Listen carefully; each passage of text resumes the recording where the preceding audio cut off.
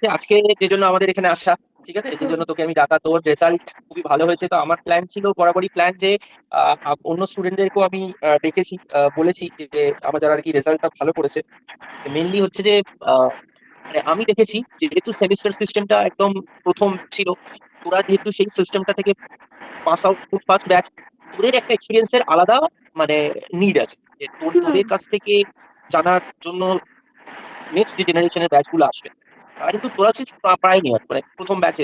Plus তোর political সায়েন্সে মার্কসটা সত্যি মানে একদম আমি কংগ্রাচুলেট করেছিলাম তোকে, আবার বলছি হ্যাঁ, কংগ্রাচুলেশন।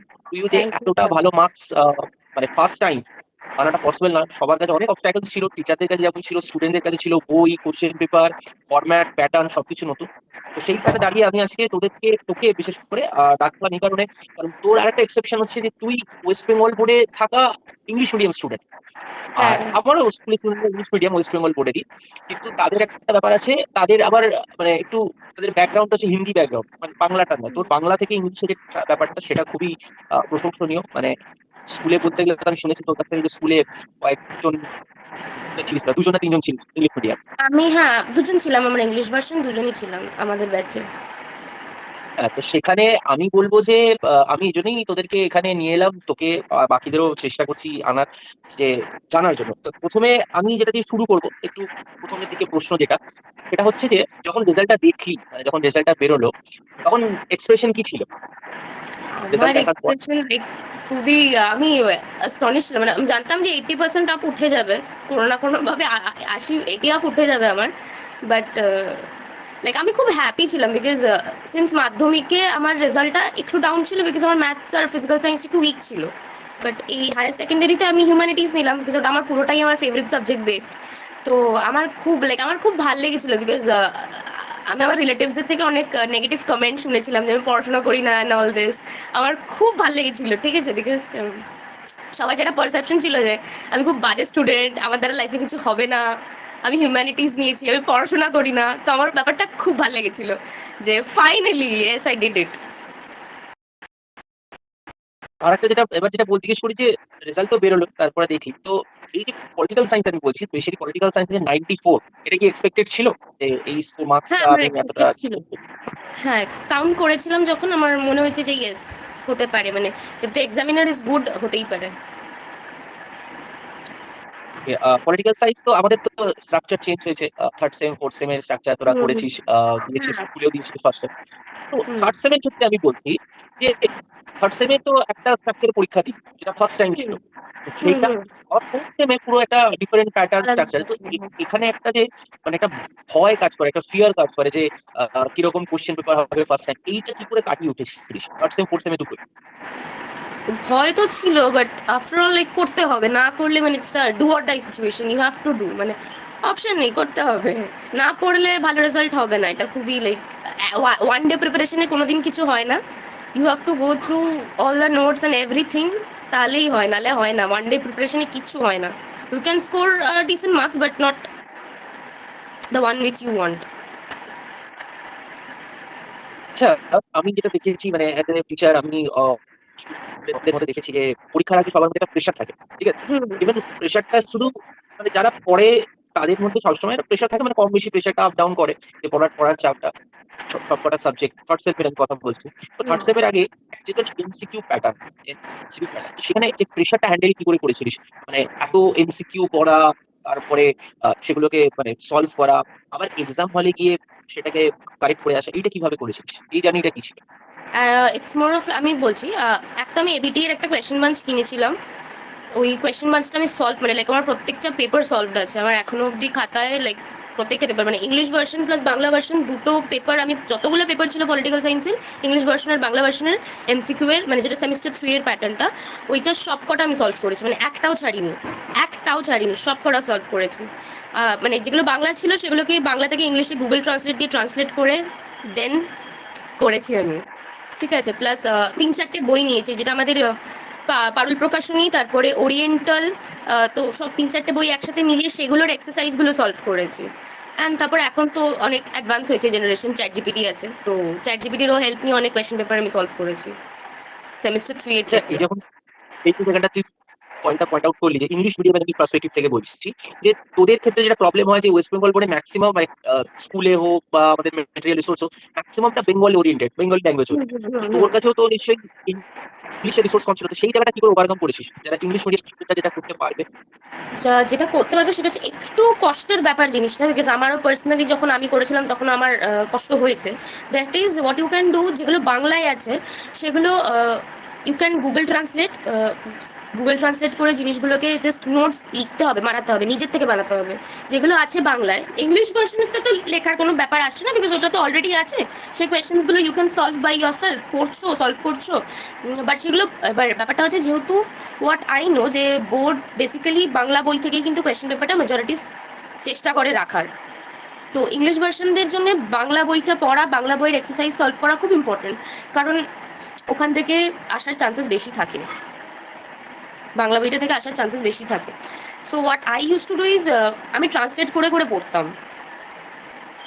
ট্রান্সলেট করে পড়তিস? আচ্ছা। হ্যাঁ। আচ্ছা, একটা কথা আমাকে বল, এটা তো ট্রান্সলেটের ব্যাপার থাকে, মানে একটা অনেকটা লেন্দি প্রসিডিওর এটা, যতটা হুম। যায়। তো আমি বলছি যে অনেক স্টুডেন্ট আমরা থাকি দেখেছি, মানে কেউ ভালো স্কোর করতে চায়, যেরকম রেজাল্ট মার্কস হয়েছে সাবজেক্ট ওরিয়েন্টেড। তো থার্ড সেমিস্টারের আগে একদম মানে পিন পয়েন্ট স্ট্র্যাটেজি কি ছিল তো, যে তোকে মার্কসটা এবিটিএ। এগিয়ে দেবে? এবিটিএ। এবিটিএ? এবিটিএ তুই এবিটিএ। বলছিস এবিটিএ? আর টেক্সট এবিটিএ। বুকের টেক্সট বুক, হ্যাঁ, এক্সারসাইজ বুকের question, model question paper exercise, সেগুলো আমাকে হেল্প আউট করেছে। আর এবিটিএ তো করেইছি খুব, মানে এবিটিএ অ্যাজ আ এবিটি এর জন্যই লাইক মার্কসটা আরো বেশি ভালো উঠতে পারে। এবিটি সব যদি পেপার সলভ করা হয়, সব মানে টপ টু বাট, এবার মানে সেম টু সেম কিছু বেঙ্গলি আসবে না। ইংলিশ দুটোই? Yes, yes, Bengali Bangla medium English version. দুটোই? হ্যাঁ, হ্যাঁ, হ্যাঁ, মানে সো লাইক না হলে আসবে না কোনোভাবেই, মানে এমন না যে সেম টু সেম চলে আসবে, বাট এটা যত পেপার সলভ করা হবে ততটা পারসেপশন আসবে যে কিরকম প্রশ্ন আসতে পারে বা কিরকম আসতে পারে না, সেই ধারণাটা আমাদের আসবে যে কি কি প্রশ্ন আসতে পারে আর কি কি প্রশ্ন না আসতে পারে। এই আইডিয়াটা, একটা কংক্রিট আইডিয়া আমাদের মাথায় আসবে যে ঠিক আছে, এই প্রশ্নগুলো বারবার রিপিটেড হচ্ছে, সলভ করতে করতেই স্টুডেন্টরা বুঝে যাবে যে আচ্ছা, এই প্রশ্নটা তো আমি আগেও ফেস করেছি, একটা জায়গায় একটা পেপারে ফেস করেছি, একটা মডেল পেপারে ফেস করেছি। তো ওটা আস্তে আস্তে লাইক হয়ে যায়, আচ্ছা, শুধু তাহলে সলভ করতে এক কথায় ব্যাপারটা দাঁড়ালো, প্র্যাকটিস আর রিভিশন ছিল তোর মেন স্ট্র্যাটেজি। হবে। আর না, আপনার নোটস তো ছিলই, মানে ইট ওয়াজ আ সেভিয়ার ফর মি। আপনার নোটসটা তো সেম ফোরে লাইক আমার জন্য সেভিয়ার ছিল। আপনি যে পুরো ডিরেক্টরের পজিশন, গভর্নরের পজিশনের সব ইনফরমেশনস গুলো অ্যান্ড এভরিথিং, লাইক আপনি যেরকম ভাবে নোটসটা বানিয়ে দিয়েছিলেন, ওটা আমার জন্য খুব কাজের ছিল। মানে আমি ওটা পড়েছি, এবিটিএস সলভ নোটসটা আমার খুব কাজে লেগেছে অনেস্টলি। লাইক আমি এখনো যত্ন করে রেখে দিয়েছি নোটসগুলো, যে ইন ফিউচার আমার স্টুডেন্ট পড়ালে আমি ওই নোটসগুলোই এবার পড়াবো। একটা এবার একটা পড়ার প্রশ্ন, মানে সবাইকে আমি দেখেছি, মানে তোদের জেনারেশনটা যেটা হয় যে পড়ার ক্ষেত্রে একটা বড় প্রবলেম থাকে, যে পড়তে বসাটা একটা বড় প্রবলেম থাকে। ম্যাক্সিমাম টাইম কোচিং, স্কুল, হুম। তারপরে ফ্রি টাইম পেলে মোবাইল ফোন বা আদার্স টাইম। ঠিক আছে, সবার পার্সোনাল লাইফে থাকে, কাজ থাকে, বাট আমি বলতে চাইছি যে তুই কোন টাইমটা চুজ করেছিস থার্ড সেমিস্টার ফোর্থ সেমিস্টারের জন্য, যে সকালে পড়াটা বেটার হয় নাকি রাতে টাইম দেওয়াটা, নাকি পুরো ডেতে একটা ফিক্সড আহ, রুটিন ছিল তোর? সেটা না, আমার ফিক্স রুটিন কোনোদিনই ছিল না। এবারে সেটা মানে একটা স্টুডেন্টের উপরে ডিপেন্ড করছে যে তার কোন টাইমিংটা কমফোর্টেবল লাগছে। আমার যেরকম সারাদিন স্কুল থাকতো, টিউশন থাকতো, তো আমি রাতের বেলার টাইমটা একটু একটু just social media scroll out করতাম, দেন অ্যারাউন্ড 10টা সাড়ে 10টা থেকে লাইক পড়তে বসে, 10টা সাড়ে 10টা না, 11টা থেকেই একটা বসতাম। কোশ্চেন, সেটা হচ্ছে যে থার্ড সেমিস্টারে, আমি পলিটিক্যাল সায়েন্সের পার্সপেক্টিভ থেকে বলছি, মক টেস্ট বা যেটা আমরা দিয়ে থাকি উইকলি টেস্ট বা ডেইলি মক টেস্ট, এটা হুম। কতটা একটা তোকে হেল্প করেছিল এই যে মার্কসটা অ্যাচিভ করা? থার্ড ফোর্থ দুটোই আমি বলছি। আমার মক টেস্টটা খুব হেল্প করেছে, বিকজ মক টেস্টের না, মানে ব্যাপারটা হচ্ছে যে মক টেস্টে দেওয়ার পর আমি বুঝতে পেরেছি যে আমার কোথায় উইকনেসটা আছে।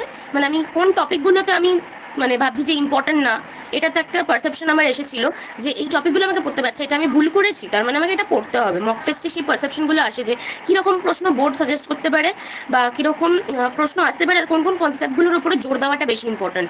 মক টেস্টে ওই ওভারঅল ভিউ পয়েন্টটা বোঝা যায়। অবজেক্টিভে ফোর্থ সেমিস্টারে তো 40 আউট অফ 40 ছিল, আর থার্ড সেমিস্টারেও 36+4 ছিল। তো হুম, হুম। সেখানে এই যে দুটো মার্কস অ্যাচিভ করেছিস, এই মানে কোন জায়গাটা বেশি প্রায়োরিটি দিলে এই স্কোরটা অ্যাচিভ করতে পারে পলিটিক্যাল সায়েন্সে? তোমাকে কনসেপ্টগুলো বুঝতে হবে। কনসেপ্টস না বুঝলে তুমি এমসিকিউ পারবে না, তুমি রিটেনেও কিছু পারবে না। কোশ্চেনের যে প্যাটার্নটা 2, 4 and 6 মার্কসে ডিভাইড করা ছিল, মানে আমাদের পল সায়েন্সে, এখানে তোর কাছে কোন জায়গাটা প্রায়োরিটি বেশি দিচ্ছে, যেটা 40 আউট অফ 40 স্কোর তোকে এনে দিয়েছে? এক তো হচ্ছে কনসেপ্ট আমার, লাইক মেন পয়েন্ট বলবে নিজের শেষে যে কোনো এক্সাম হোক, কনসেপ্ট ক্লিয়ার রাখাটা খুব ইম্পর্টেন্ট। কনসেপ্ট ক্লিয়ার থাকলে you can yourself do. না, প্লাস কনসেপ্ট এবিটি তো বলছি না, আমি বলছি যে নাম্বারের ক্ষেত্রে মানে কোন মার্কসের এরিয়াটাকে তুই বেশি প্রায়োরিটি দিচ্ছিস সেটাতে। মানে আমি 40 আউট অফ 40 তো মানে অলমোস্ট, মানে তুই যা আমি ধরলাম যেটা অ্যান্সার ওখানে লিখেছিস সেটা মানে একদম অ্যাকুরেট অ্যান্সার ছিল। সেখানে তোর কাছে কোনটা প্রায়োরিটি বেশি, যে 6 মার্কসেরটা প্রায়োরিটি বেশি না 4 না 2? 2 and 4 মার্কসেরটা প্রায়োরিটি আচ্ছা, বেশি। থার্ড সেমিস্টার তো এটা গেল, ফোর্থ সেমিস্টার। ফোর্থ সেমিস্টারে কোন জায়গাটা বেশি চ্যালেঞ্জিং ছিল? ফোর্থ সেমিস্টারে কোন জায়গাটা চ্যালেঞ্জিং ছিল? ওই হুট করে একটা এমসিকিউ প্যাটার্নে পড়তে গিয়ে যে ওই একটা পড়ার হ্যাবিটটা ঠিক চলে গেছিল, মানে ওই যে আগের সিস্টেমটাতে আমরা যেরকম ভাবে পড়তাম সেই হ্যাবিটটা একটু চলে গেছিল। তো সেখানে আমার একটু ডিস্ট্রাকশন হয়েছিল। সেম 4 এর আগে আমার একটু ডিস্ট্রাকশন হয়েছিল, কারণ ওই প্রবলেমটা ফেস করছিলাম, বিকজ আমি আগে যে প্যাটার্নটা পড়তাম সেটা এখন পুরোটা পাল্টে গেছিল। তো সুতরাং সেই প্রবলেমটা ফেস তুই করেছি। ওভারকাম করলি কি করে সেই জায়গাটা? এক তো আপনার নোটসগুলো যথেষ্ট ক্লিয়ার, ক্রিস্টাল ক্লিয়ার ছিল রাদার। সো ওই নোটসগুলো পড়তাম আমি। আপনি যেটা ক্লাসে বোঝাতেন সেটা মন দিয়ে শুনতাম, নোটসগুলো পড়তাম, আর এবিটিএ, দিস 3। Yes, মানে মানে আমাদের কাছে যেটা তারা চাচ্ছে, এই যে ফোর্থ সেমিস্টারের ব্যাপারটা, এর সাথে কি তোর মানে বাড়িতে নিজের অ্যান্সার রাইটিং প্র্যাকটিস করার ব্যাপারটা ছিল না? মানে কথা ছিল নাকি? হ্যাঁ, ছিল ছিল ছিল সেটা আমি তো ইম্পর্টেন্স প্র্যাকটিস। আছে। হ্যাঁ, সেটার খুব ইম্পর্টেন্স আছে, বিকজ পরীক্ষার হলে গিয়ে তুমি যদি হাতের লেখা মানে তোমার চলে যায়, বিকজ এমসিকিউ করতে করতে স্টুডেন্টদের যেটা হচ্ছিল আমাদের ব্যাচে, সেটা হচ্ছে যে হাতের লেখার যে অভ্যাসটা সেটা অলমোস্ট গন, মানে টাইমে কমপ্লিট করা সেটা অলমোস্ট গন, ঠিক আছে।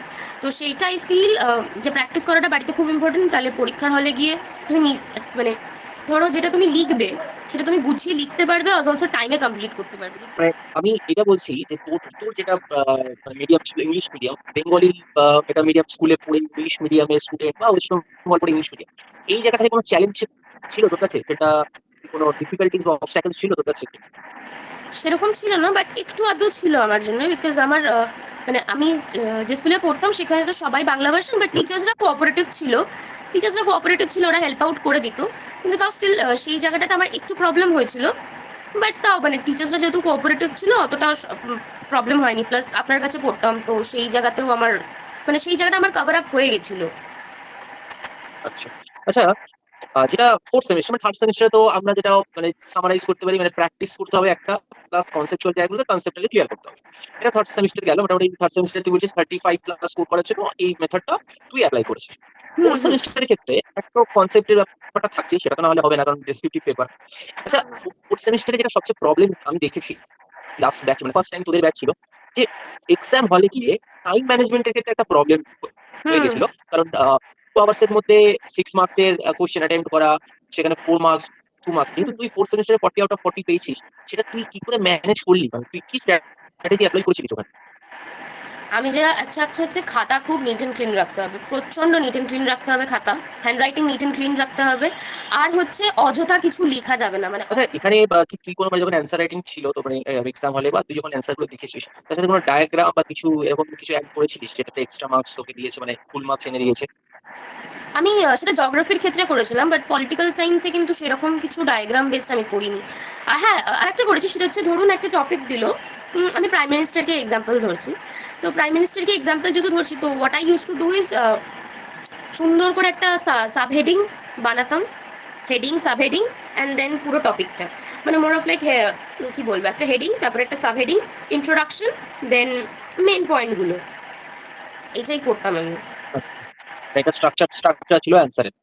হ্যাঁ, হেডিং সাব হেডিং ইন্ট্রোডাকশন তারপরে মেন জিসটা। আরেকটা যেটা আমি জানতে চাই, যে এই যে পলিটিক্যাল সায়েন্স নেওয়াটা, এটা স্টুডেন্টরা পলিটিক্যাল সায়েন্স যে নিতে চায়, মানে তুই নেক্সট যারা জেনারেশন স্টুডেন্ট তাদেরকে কি বলবি? মানে এনকারেজ করবি নাকি ডিসকারেজ করবি পলিটিক্যাল সায়েন্স নেওয়ার এনকারেজ জন্য? করবো, এনকারেজ করবো পলিটিক্যাল সায়েন্স না। তোর কাছে টেক্সট বুক আর এই যে নোটস এর ব্যাপারটা, এটা কোন মানে কতটা ব্যালেন্স করে চলেছিলিস, মানে কতটা ব্যালেন্স রাখতে পেরেছিলিস?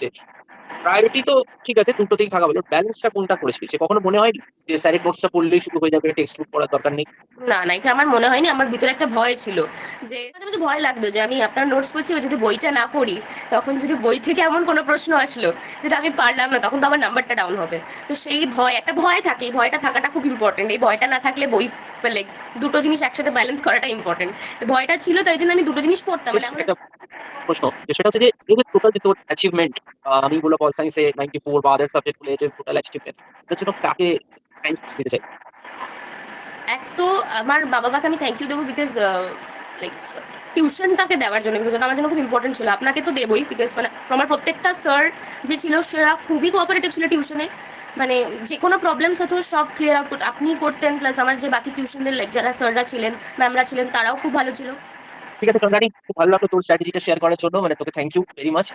আমি আশা করি এই ভিডিওটা থেকে আমাদের যারা নেক্সট ফার্স্ট সেমিস্টার বা নতুন যারা স্টুডেন্ট আসবে থার্ড সেমিস্টারে, তাদের একটা হেল্প হবে তোর স্ট্র্যাটেজি অ্যাপ্লাই করার জন্য, স্পেশালি তোর যে মার্কস এসছে পল সায়েন্সে।